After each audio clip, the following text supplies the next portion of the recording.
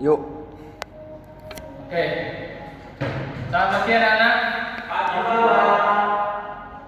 Apa kabar kalian pagi ini? Alhamdulillah kabar baik Pak. Alhamdulillah. Oke, sebelum kita mulai pelajaran, saya minta untuk kita melakukan memimpin doa.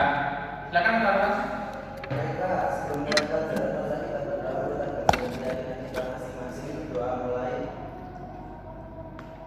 selesai. Baik, saya akan dulu ya.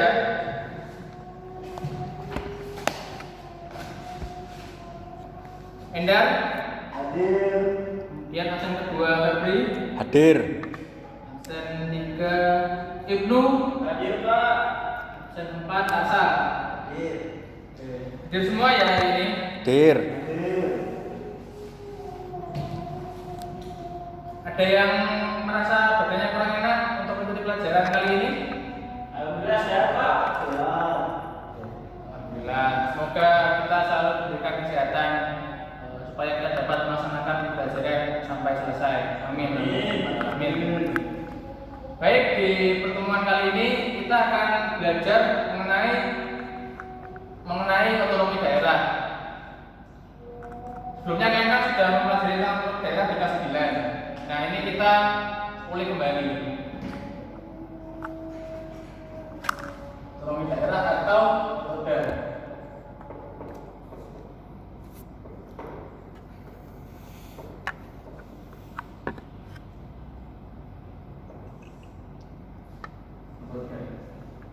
Otoda ini punya 3 asas. Yang pertama asas Desentralisasi Pak.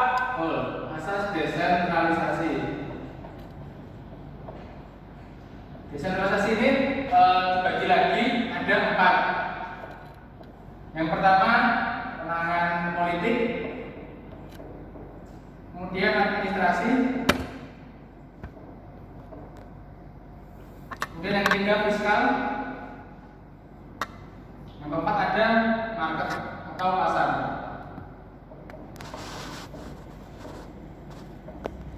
Oke, saya jelaskan dulu untuk desentralisasi.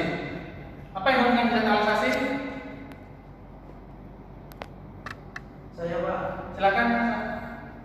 Desentralisasi merupakan suatu proses penyerahan sebagian kewenangan dari yang tanggung jawab dari pemerintah pusat kepada lembaga-lembaga pemerintah daerah Pak.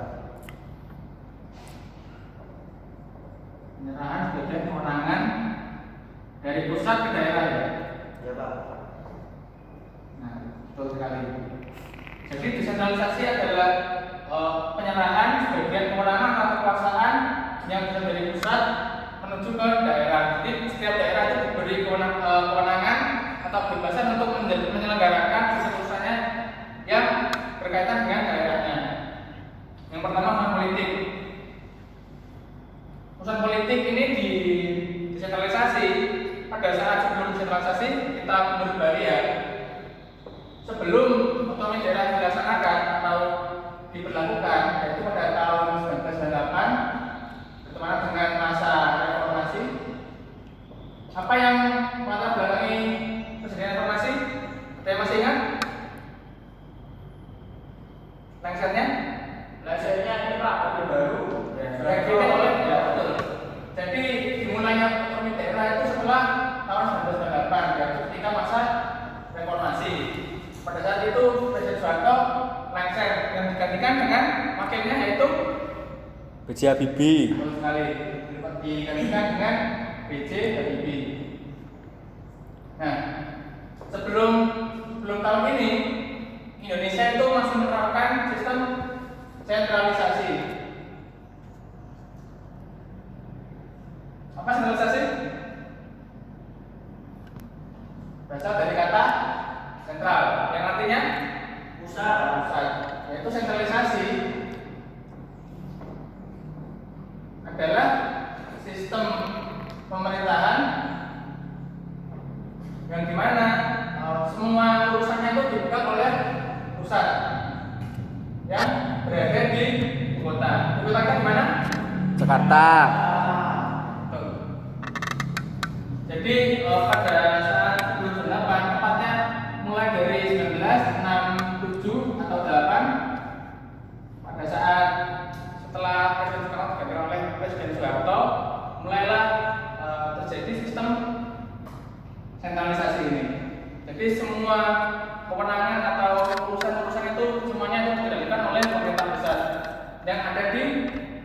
Jakarta. Nah, setelah memahami sentralisasi, berarti kan paham harusnya sentralisasi itu apa? Yang tadi dijelaskan sama Mas Ibnu, sama Mas Aksa tadi. D berarti lepas, sentral berarti pusat. Berarti pemerintahan pusat itu melepaskan diri dari urusan-urusan yang ada di daerah. Itu. Misalnya politik ini tadi. Sebelum diterapkan otonomi daerah, gubernur itu dipilih oleh MPR. Nah, setelah itu, setelah diterapkan otonomi daerah, kita bebas memilih siapa yang akan menjadi gubernur dengan prinsip one man, one vote. Satu orang mempunyai satu suara untuk memilih gubernurnya. Seperti itu. Kalian sudah merasakan pemilihan umum atau pemilihan seperti pemilihan bupati, wali kota, gubernur? Belum Pak, masih 16 saya Pak. Oh iya, mungkin tahun depan kalian semoga bisa mengikuti pemilu selanjutnya. Ya Pak. Contohnya seperti itu. Setelah itu kan karena ada pemilu yang ada di daerah-daerah, ada lembaga yang mengatur mengenai pemilu di daerah, itu KPU. Sekarang KPU saya ada di semua daerah di Indonesia. Nah, itu yang bertanggung jawab dalam pelaksanaan pemilihan umum di daerah-daerah. Kemudian yang kedua ada administrasi. Urusan administrasi setelah diadakannya otonomi daerah itu sepenuhnya dipegang oleh pemerintah daerah. Contohnya misalnya ada rekrutmen yang ada di kantor-kantor daerah. Di kantor daerah seperti DPD, PUPR yang ada di daerah itu sekarang jadi sepenuhnya wewenang dari daerah. Jadi CPNS seperti itu setelah adanya tes ini dikembalikan ke daerah. Kemudian fiskal atau keuangan.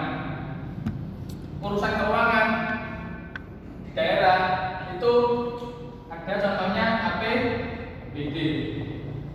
Apa yang jadi APBD? Belum tahu Pak. APBD panjang dari anggaran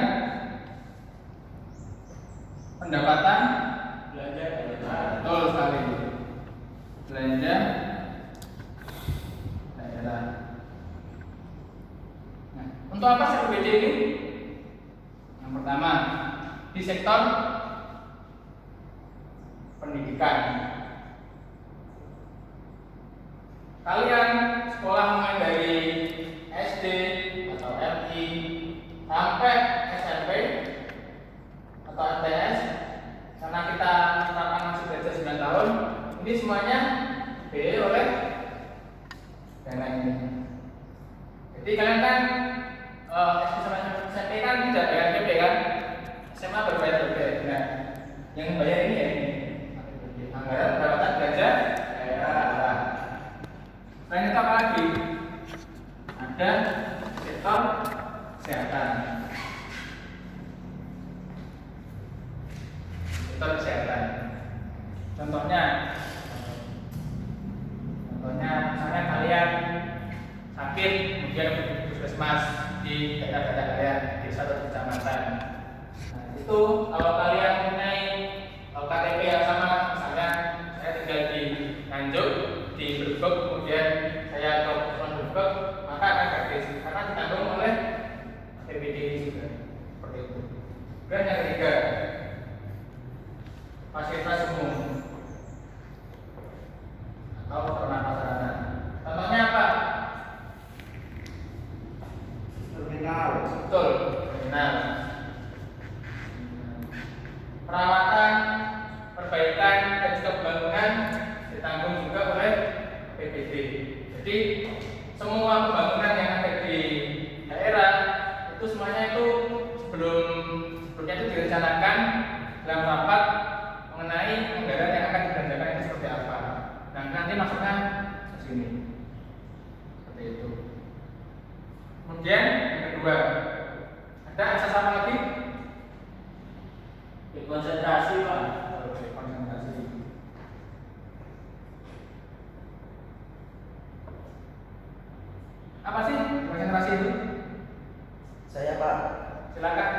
Pelimpahan sebagian kewenangan dari pemerintah pusat kepada gubernur atau wakil pemerintah dan atau perangkat pusat ke daerah. Oke. Pelimpahan sebagian ya kewenangan dari pusat ke daerah ya. Ya. Dari pusat ke daerah. Kemudian yang ketiga ada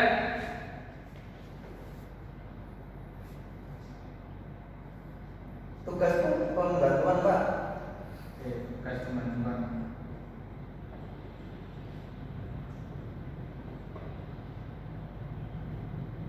Tugas pembantuan adalah Saya Pak, silakan. penugasan dari pemerintah kepada daerah dan desa serta dari daerah ke desa untuk melaksanakan tugas tertentu yang disertai pembiayaan, sarana, prasarana serta sumber daya Pak, manusia. Pelan-pelan. Ya, Pak. Saya ulangi Pak ya. Ya. Tugas pembantuan adalah penugasan dari pemerintah kepada daerah dan desa serta dari daerah ke desa untuk melaksanakan tugas tertentu yang disertai pembiayaan, sarana, prasarana serta sumber daya manusia dengan kewajiban melaporkan pelaksanaannya dan pertanggungjawabannya kepada yang menugaskan Pak. Nah, oke. Yang ketiga ini tugas pembantuan. Penugasan dari pemerintah ke daerah, serta bangunan dan juga dilaporkan ya. Ya Pak. Nah, di sini contohnya adalah misalnya ketika ada jalan provinsi yang melintasi suatu daerah. Nah, itu sebenarnya sudah masuk ke ranahnya itu pemerintah pusat. Sehingga akan dilakukan tugas pembantuan ini, di mana pemerintah pusat memberikan tugas untuk daerah untuk melakukan pembangunan di misalnya jalan tadi, jalan provinsi yang melintasi suatu daerah tadi, seperti itu. Kemudian desentralisasi ini juga dibagi-bagi, ada beberapa bagian. Yang pertama, desentralisasi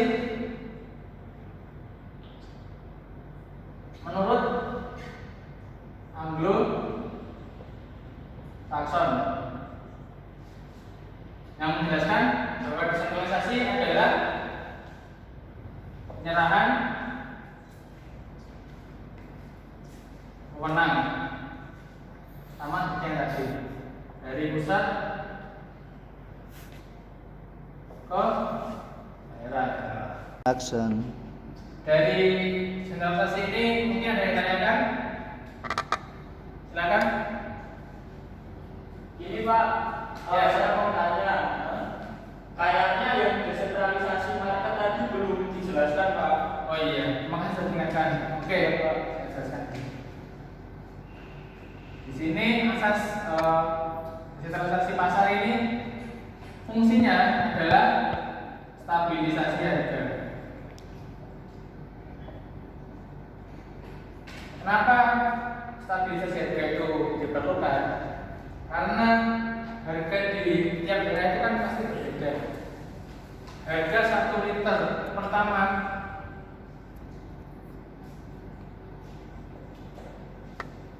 di Surabaya dengan di Papua kira-kira sama apa enggak? Beda Pak. Kenapa harga di sini dibedakan? Karena yang pertama ada kos atau biaya pengiriman dari distributor atau pusat yang di Jawa, di Jakarta ke daerah-daerah. Karena Surabaya masih satu pulau, jadi lebih murah karena menggunakan jalur darat yaitu mobil atau truk. Karena di Papua ini menggunakan kapal atau pesawat, jadi kosnya lebih mahal.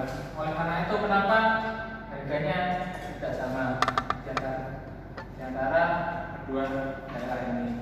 Itulah sebenarnya stabilisasi harga supaya perekonomian tetap terjaga. Karena apabila harga disamakan antara Papua dengan Surabaya, pasti meskipun masyarakat mungkin senang ya karena harganya lebih murah, tapi investor atau yang pemilik usaha itu pasti akan mengalami kerugian karena costnya lebih tinggi daripada harga belinya. Gitu. Oke, kemudian desentralisasi. Sampai sini ada pertanyaan lagi? Belum ada ya? Belum. Desentralisasi ini bagi lagi. Ada yang pertama Anglo-Saxon.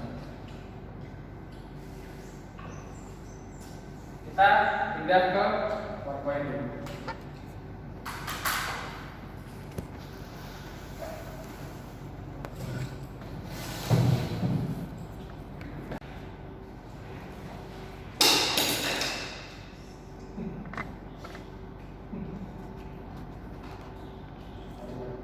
Hah?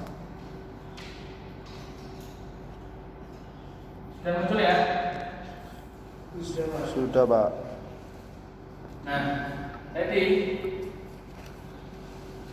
pengertian desentralisasi ini dibagi jadi 3. Ini sudah dicatat, saya hapus ya. Sudah, Pak. Sudah, Pak.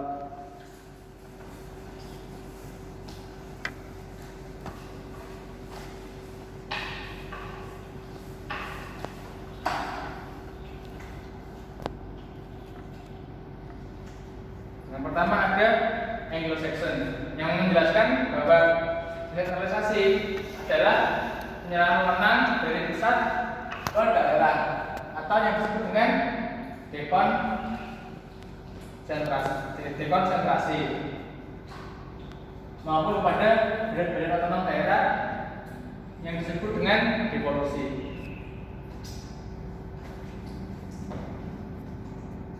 Kemudian yang kedua ada kontinental. Yang pertama tadi apa?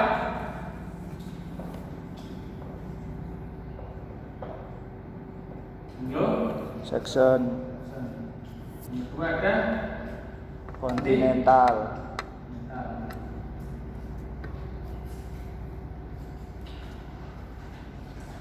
Di sini kontinental itu lebih membedakan desentralisasi menjadi 2, yaitu yang pertama desentralisasi jabatan atau yang disebut dengan dekonsentrasi.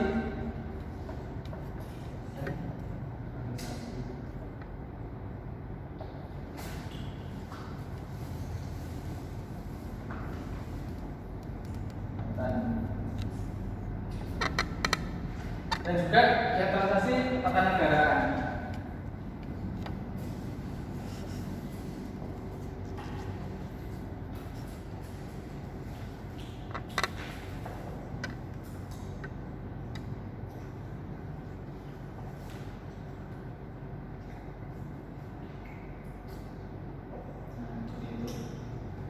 Kemudian dapat 3 dari ahli tata negara.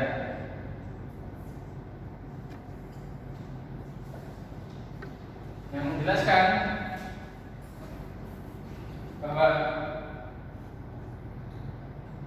dekonsentrasi adalah pelimpahan kewenangan dari alat perlengkapan negara di pusat kepada instansi bawahannya guna melaksanakan pekerjaan tertentu dalam penyelenggaraan pemerintahan. Nah, di sini tapi pemerintahan pusat itu tidak sepenuhnya kehilangan kewenangannya di dalam menyerahkan atau melimpahkan kewenangan yang dari pusat ke daerah itu, tapi dia masih memiliki fungsi untuk mengevaluasi dan memonitoring apa yang terjadi di daerah seperti itu. Jadi ada 3 ya.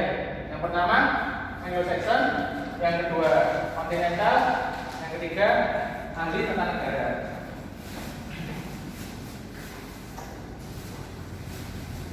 Nah, di setiap kebijakan pasti ada kelebihan dan juga kekurangan.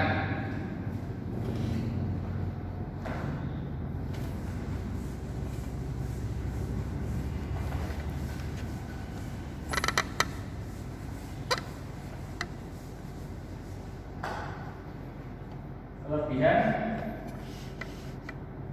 dan kekurangan. Menurut kalian kelebihan dari otonomi daerah itu apa? Bisa fokus ke daerah, Pak.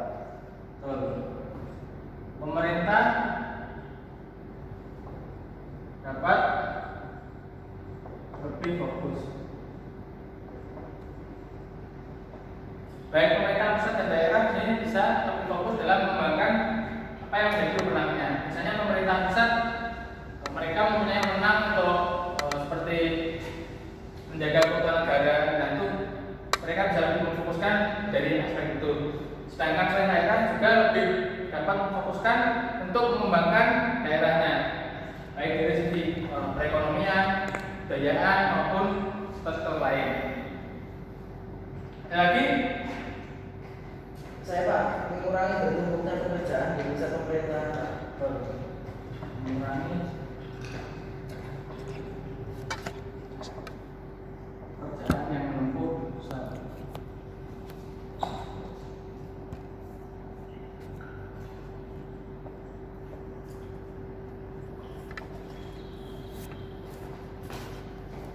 Dengan dibaginya beberapa wewenang ke pemerintah daerah, sehingga pekerjaan yang ada di pusat itu jadi lebih berkurang karena terbagi lagi ke daerah-daerah yang ada di bawahnya. Ada lagi?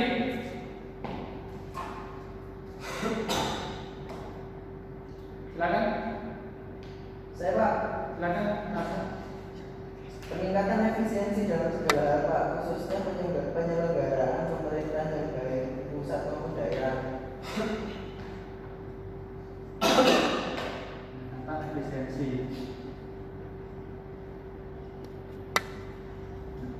Ini yang ketiga ini mirip-mirip dengan sebelumnya ya. Karena semakin sedikit jalur yang ditempuh untuk menentukan kebijakan, jadi efektivitas atau efisiensi dari kebijakan yang direncanakan dan dilakukan itu lebih baik karena mengurangi yang terjadinya birokrasi. Kemudian selain kelebihan itu juga ada kekurangan.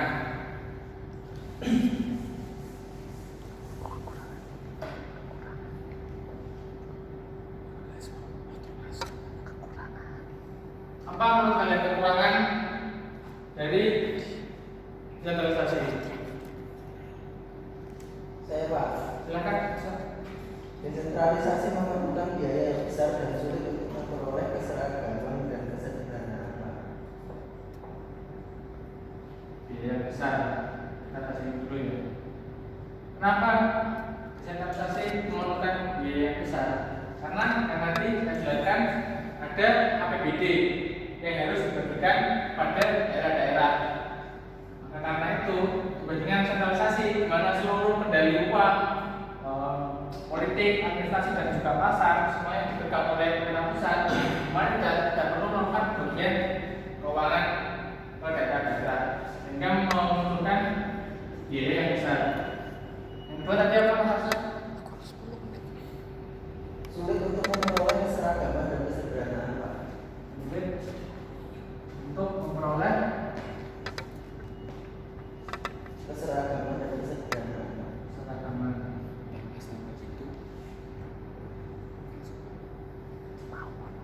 Kenapa ini terjadi? Sulit untuk memperoleh keseragaman. Karena tiap daerah itu kan mempunyai karakteristik yang berbeda-beda. Misalnya di Surabaya dengan di Papua itu kan dari awal sudah berbeda untuk infrastrukturnya. Nah, oleh karena itu, apabila kita ingin menyamakan atau memperoleh keseragaman antar seluruh daerah di Indonesia, itu akan sulit karena harus memulai dari nol lagi.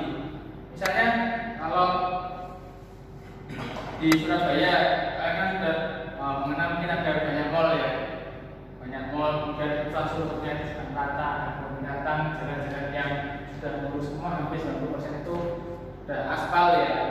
Sedangkan di Papua kan mungkin kalian tahu sendiri bahwa mayoritas penduduknya itu masih cocok tanam karena daerahnya itu daerah perhutanan atau daerah-daerah pertanian, di mana sulit untuk diakses karena masih sedikit jalan-jalan itu yang diaspal, terutama daerah-daerah jalanan. Nah, karena itu sulit untuk memperoleh keseragaman.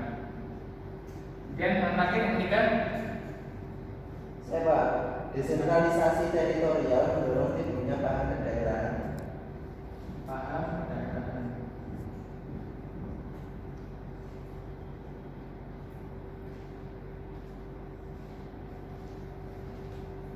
Paham kedaerahan di sini hampir sama seperti yang kedua karena terjadinya ketidakseragaman antar daerah karena karakteristiknya yang berbeda, terutama masyarakatnya. Apabila masyarakatnya ini masih beberapa daerah itu yang masih sulit untuk melakukan pembangunan karena mereka masih percaya bahwa yang murni itu yang lebih baik. Maksudnya yang murni yang lebih baik itu menurut mereka itu lebih baik bikin saja daripada bangun yang aneh-aneh. Jadi mereka itu mengikuti dengan sesuai dengan apa yang dipercayai oleh nenek moyang mereka. Seperti itu.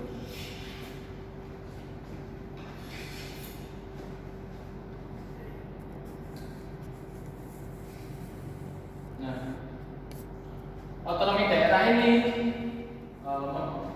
diatur yang pertama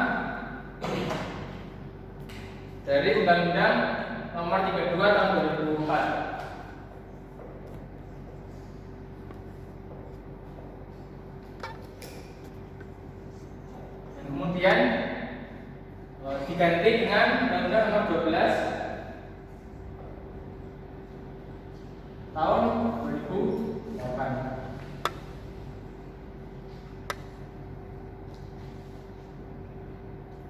Kenapa diganti? Penggantian ini dimulai pada masa Presiden Megawati Soekarno Putri karena beliau menganggap bahwa otonomi daerah itu dianggap masih bisa untuk berkembang lebih besar lagi. Sebelumnya ini tahun 1998. Kemudian tahun 2004 ini diganti karena Presiden Megawati merasa masih bisa untuk dikembangkan lagi untuk otonomi daerah, sehingga daerah lebih leluasa untuk mengatur apa yang ada di daerahnya, mengatur seperti potensi pemerintahan dan lain-lain sesuai dengan peraturan perundang-undangannya.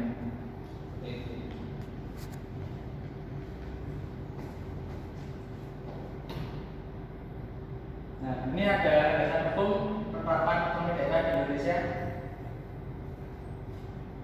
Yang pertama ada pasal 18 ayat 1 dan 2, kemudian pasal 18A dan 18B Undang-Undang Dasar Negara Republik Indonesia tahun 1945. Pasal ini menjelaskan bahwa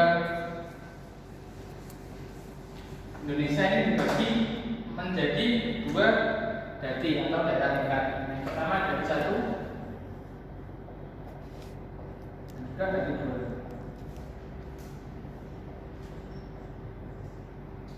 Dadi 1 ini berupa provinsi yang dikepalai oleh seorang Gubernur. Kemudian ada dadi 2, yaitu kota atau kabupaten yang diketahui oleh kota, Wali kota, dan bupati.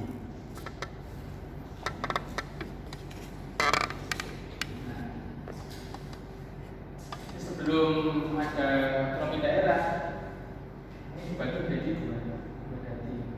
Yang satu dan juga daerah tingkat 1 dan juga daerah tingkat 2.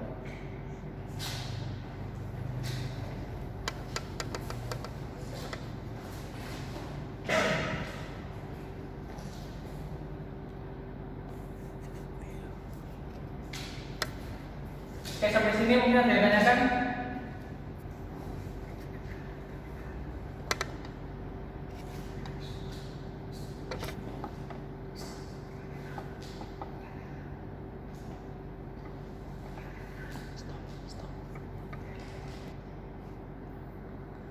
Saya Pak mau tanya, Silakan Enda. itu kalau dana atau itu dana retribusi itu masuk kemana ya Pak ya? Oke, terima kasih pertanyaannya. Kopi. Silakan anak-anak mau ditanyakan. Saya Pak, Silakan Enda. itu Pak, dana retribusi itu masuk kemana Pak ya? Baik, oke, pertanyaannya bagus. Dana retribusi itu maksudnya kemana? retribusi daerah itu merupakan salah satu pemasukan dari APBD, pemasukan menuju ke APBD daerah. Jadi untuk retribusi itu seluruhnya dikelola oleh Pemda atau pemerintah daerah. Makanya kalian biasanya waktu lihat karcis parkir atau karcis pariwisata itu kan pasti ada logo Pemda kan. Ya. Nah itu menunjukkan bahwa retribusi itu seluruhnya dikelola oleh pemerintah daerah. Begitu juga untuk fasilitas yang ada di dalamnya atau fasilitas yang ditarik retribusinya, misalnya pembangunan pariwisata, karena suatu daerah memiliki wisata.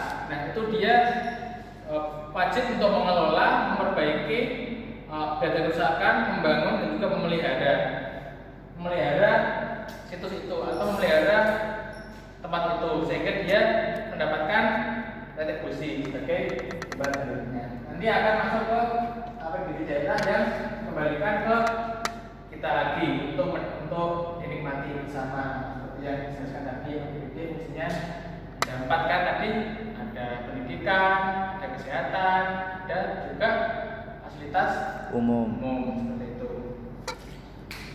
Oke, karena sudah hampir selesai ya jamnya.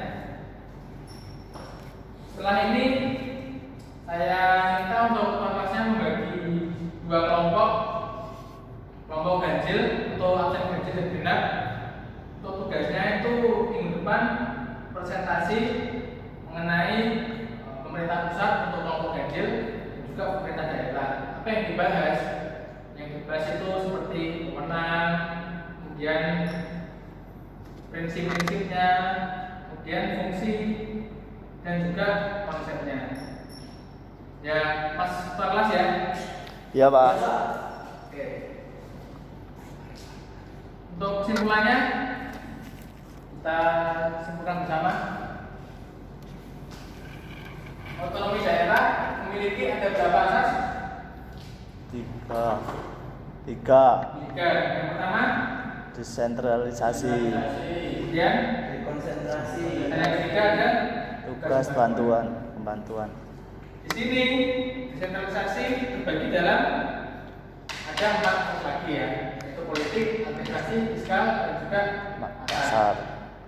Di sini desentralisasi merupakan kebijakan yang dilaksanakan mulai tahun 1998. Tujuannya untuk membebaskan seluruh daerah di daerah Indonesia untuk menunjukkan semua potensinya atau apa yang ada di dalam daerah itu yang dimilikinya untuk dapat berkembang lebih besar lagi tanpa ada intervensi dari pemerintah pusat.